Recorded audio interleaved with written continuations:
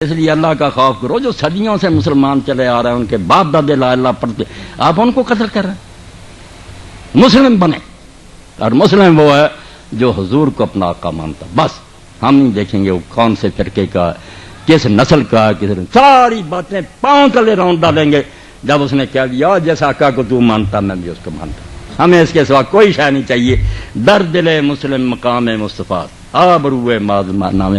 یہ عبدالواحد صاحب ناظم ہونے کی وجہ سے کوئی حیثیت نہیں رکھتے, یہ کونسلر ہونے کی, میں مولوی ہونے کی کوئی حیثیت کوئی میری شان نہیں. میری اور آپ کی سب سے بڑی عزت ہے کہ ہمارے سروں پر خاک ہے رسول اللہ کے قدموں, ہم حضور کے دامن سے چمٹے ہوئے ہیں. یہ اتنی بڑی دولت اللہ کی قسم جس کا ہم کوئی بدلہ ہی نہیں دے سکتے. اللہ نے جو انعام کیا کوئی بدلہ دے سکتا. اور جب میں خواجہ حافظ شیرازی کا یہ شعر پڑھتا ہوں, حافظ صاحب نے ایک موقع پر کہا نہ تنہا من براں گلے عارض غزل سرائے مبس کہ اندریب تو از دہرت طرف ہزاران. اپنے پیارے کو کہتا ہے کہ صرف اس پھول پر میں ہی صرف بلبل نہیں ہوں. نہ تنہا من بڑی گلے عارض غزل سرا, میں نہیں صرف اکیلا تیری تعریف کرا, بات حضور کی ہے کہ اندریب تو از دہرت طرف ہزاران. جدھر نظر دوڑاتے ہیں ہزاروں بلبلیں ہیں جو کیا کریں گے, تعریفیں کر کر کے تھک گئے, شاعر تھک گئے, عالم تھک گئے, اور رب کی قسم وہ سمندر میں سے قطرہ بھی نہیں بیان کرتے. ساری عمریں گزر جائیں حضور کی شان نہیں بیان کرتے. جو مرتبہ حضور کو اللہ نے دیا, اور میں نے دیکھا کہ اس بارے میں امت میں سے کسی نے کوتاہی نہیں کی. یہ ہماری بدقسمتی ہے کہ کچھ لوگ کہہ دیتے ہیں یہ وہابی اور اہل حدیث لوگ یا دیوبندی گستاخی کرتے ہیں, وہ کہتے ہیں بریلوی کر. جھوٹی بات. ان میں سے جس کا آپ پڑھیں گے آپ کو پتہ چلے گا کہ ان میں سے ایک سے بڑھ کر دوسرے سے زیادہ حضور کی عزت کر رہا, کوئی بے ادبی نہیں کر رہا, اپنا اپنا انداز ہے, سب حضور کے دیوانے ہیں. یہ ایک گلاب کے پھول پر بلبلیں ہیں جو چہک رہی ہیں, اپنا اپنا انداز. اب دیکھیں جب ہم مولانا حضرت احمد رضا خان رحمۃ اللہ علیہ کی طرف جاتے ہیں, کوئی کسر چھوڑی, کیسا بیان کیا انہوں نے, تیرے خلق کو حق نے عظیم کہا, تیری خلق کو حق نے جمیل کیا. دو باتیں ہوتی ہیں انسان میں, ایک خلق ایک خلق. خلق نظر آتا ہے, یہ چہرہ مورا جو ہے شکل صورت, یہ خلق ہے. اور اندر جو ہے کریکٹر, صبر شکر رضا تسلیم, جو اندر خوبیاں وہ خلق. وہ کہتے ہیں قرآن میں جب پڑھتے ہیں, فاضل بریلوی رحمۃ اللہ علیہ کہتے ہیں, تو کسی کی تعریف میں اللہ نے یہ کہا انک لعلی خلق عظیم, تیرے خلق کو حق نے عظیم کہا. عظیم سے آگے عربی میں کوئی لفظ نہیں ہے. وہو العلی العظیم, جب کسی کی عظمت بیان کرتے ہیں کتنا مرتبہ اس کا, العظیم الذی لا منتہا لعظمتہ, جس کی شان کے آگے کوئی حد نہیں ہے. عظیم, تیری خلق کو حق نے عظیم کہا, تیرے خلق کو حق نے عظیم کہا, تیری خلق کو حق نے جمیل کیا. ظاہری شکل بھی ایسی بنائی کہ جس صحابی نے 14ویں رات کا چاند چمک رہا تھا, حضرت جابر بن سمرہ رضی اللہ عنہ فرماتے ہیں میں نے دیکھا حضور نے اس وقت سرخ جوڑا پہنا ہوا تھا, میں کبھی چاند کی طرف دیکھتا کبھی حضور کی طرف دیکھتا, اللہ کی قسم حضور مجھ کو چاند سے زیادہ خوبصورت لگا. تیرے خلق کو حق نے عظیم کہا, تیری خلق کو حق نے جمیل کیا. کوئی تجھ سا ہوا ہے نہ ہوگا شہا, تیرے خال کے حسن و ادا کی قسم. جس نے تجھ کو پیدا کیا میں اس خدا کی قسم سے کہتا ہوں. مولانا مرزا خان کہتے ہیں کہ نہ تیرے جیسا کوئی بنایا نہ بنائے گا. کوئی تجھ سا ہوا ہے نہ ہوگا شہا, تیرے خال کے حسن و ادا کی قسم. پھر ہم دیوبند کی طرف گئے کہ تم لوگ کیا کہتے ہیں. میں نے دیکھا کہ جس شخص نے دیوبند کی بنیاد رکھی تھی مولانا محمد قاسم نانوتوی رحمۃ اللہ علیہ. اب جو ان کا پڑھے گا اسے پتہ چلے گا کہ ان میں سے ہر شخص رسول اللہ کا کیسا خادم تھا, کیسا محاذ اس نے سنبھالا ہوا تھا. جو دین پر حملہ کا حاضر ہوتا تھا, یہ اللہ کے دین کے ڈیفینڈر تھے, محافظ کھڑے تھے, سر کچلتے. سوامی دیانند کھڑا ہوا, پادری فانڈر کھڑا ہوا, مولانا محمد قاسم نانوتوی اللہ میں آ گئے, ان کو بھاگتے ہوئے راستہ نہیں ملا. اب انہوں نے لمبا قصیدہ کہا جس میں کہتے ہیں کہ اگر اللہ کے رسول لگاتا ہاتھ نہ پتلے کو بل بشر کے خدا, اگر وجود نہ ہوتا تمہارا آخر کار. اگر آدم علیہ السلام کی نسل سے حضور آپ نے نہ پیدا ہونا ہوتا, اللہ آدم کے پتلے کو کبھی ہاتھ نہ لگا. اللہ نے کیوں آدم کو بنانا تھا. لگاتا ہاتھ نہ پتلے کو بل بشر کے خدا, اگر وجود نہ ہوتا تمہارا آخر کار. اور جب قصیدہ ختم ہوا 2-3 صفحے کا, بڑی لمبی نعت ہے, اور آخر میں تمنا ظاہر کی. اب نالائق لوگ کہتے ہیں, اگر میں کہتا ہوں میں سگے مدینے کا کتا, یہ کئی حدیث اعتراض کرتے ہیں, تو ناپاک جانور.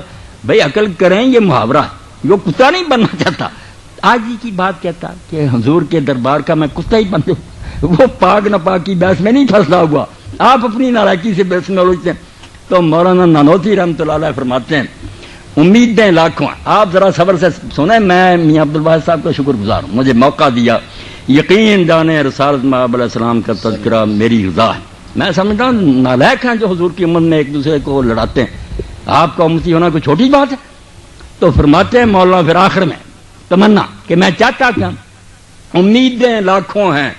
کہتے ہیں امیدیں تو ختم ہی نہیں ہوتی. آدمی یہ بھی چاہتا, یہ امیدیں لاکھوں ہیں لیکن بڑی امید ہے یہ کہ ہو سگان مدینہ میں میرا نام شمار.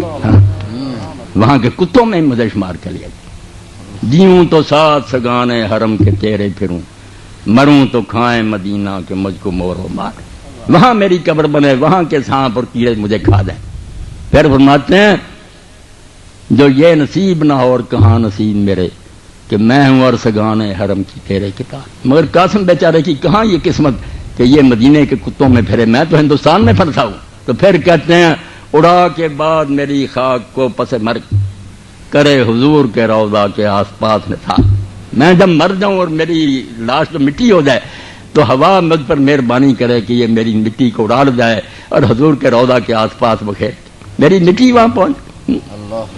جو یہ نصیب نہ اور کہاں نصیب میرے کہ میں ہوں اور سگان مدینہ کی تیرے کتاب.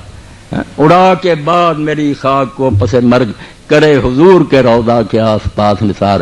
پھر بیچارے کہتے ہیں یہ بھی کیسے ہوگا, میں چاہتا ہوں مگر کہاں جائے گی میری مٹی. ولے یہ رتبہ کہاں مشت خاک قاسم کا کہ جائے کوچا ہے اتھر میں تیرے بن کے غبار.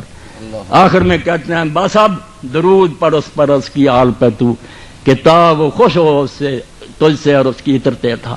بس درود پڑھ الہی اس پہ اور اس کی آل پہ بھیج, وہ رحمتیں کہ عدد کر سکے نہ ان کو شمار. کسی کمپیوٹر میں نہ آئے اتنے درود حضور پر نازل کر. سن لیا دیوبندی کا. پھر میں شیعوں کی طرف گیا کہ آپ لوگ کیا کہتے ہیں. اس کتاب کو دیکھا جو صحیح بخاری کے درجے کی, کافی کو دیکھا, اصول کافی میں پڑھا. رسول کریم علیہ السلام کے حالات میں آیا کہ لوگوں نے امام جعفر الصادق علیہ السلام سے کہا کہ امام رسول کریم صلی اللہ علیہ وسلم کے بارے میں کیا کہتے ہیں آپ. انہوں نے کہا ہمارے دادا نے تو امیر المومنین علی علیہ السلام نے یہ فرمایا تھا ما برا اللہ نسمۃ خیر من محمد صلی اللہ علیہ وسلم. اللہ نے کوئی جان ایسی نہیں پیدا کی نہ زمین میں نہ آسمان میں جو محمد رسول اللہ سے بڑھ کر, حضور سے بہتر اللہ نے کوئی پیدا نہیں کیا. بل جو بنانا تھا نا رخ مصطفیٰ ہے وہ آئینہ, کیا بیسا دوسرا آئینہ, نہ ہماری چشم خیال میں نہ دکان آئینہ تھا. اللہ نے وہ سانچہ ہی توڑ دی.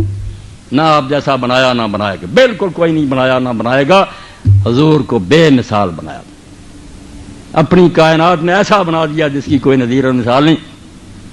بھوپال چلا گیا پھر میں, اور میں نے اس شخص کو دیکھا جس کی وجہ سے ہندوستان میں یہ تحریک اہل حدیث پھلی پھولی, جس کو اللہ نے موقع دیا کہ شاہ جہان بیگم جو ریاست بھوپال کی بیگم تھی, نواب تھی, انہوں نے اس سے نکاح کر لیا. سید نواب صدیق حسن خان ہم تو 300 سے زیادہ کتاب لکھی عربی میں, قرآن کی تفسیریں حدیثیں, اور سارے اس ملک میں نیل اوتار فتح الباری انہوں نے لا کر چھپا کر لوگوں کو. ان کا سیدھا نفس تیج دیکھا کہ نواب صاحب آپ کیا کہتے ہیں حضور, لم یخلق اللہ القدیر عدیلہ فی عزت و فضیلت و ضیاء. اللہ نے رسول اللہ کے برابر کا کوئی پیدا نہیں کیا, جو شان اور مرتبہ حضور کو دے دیا کسی کو نہیں. جدھر دیکھا لوگ حضور کے دیوانے نظر آئے, اس پھول پر بلبلیں جو ہیں طواف کرتی نظر آئے. کوئی گستاخ نہیں نظر آیا, کوئی گمراہ نہیں نظر آیا. یہ لوگوں کی تنگ ظرفی اور دماغ کی تنگی ہے کہ اپنے گھروں میں بیٹھے ہیں کہ ہم ہی مسلم ہیں, دوسرے مسلم نہیں, سب مسلم.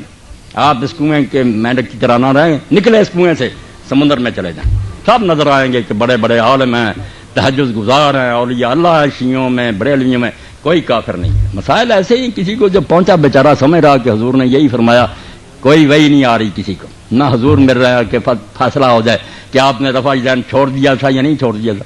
جن بیچاروں کو پتا چلا آپ آخر تک کرتے رہے, وہ اپنے باپ کی سنت سمجھ کر کرتے, انہوں نے کہا حضور کرتے رہے, کیوں اجر نہیں ملے گا. جو نہیں کرتا وہ بیچارہ کہتا ہمیں تو علماء نے بتایا کہ حضور پہلے کرتے تھے بعد میں چھوڑ دیا.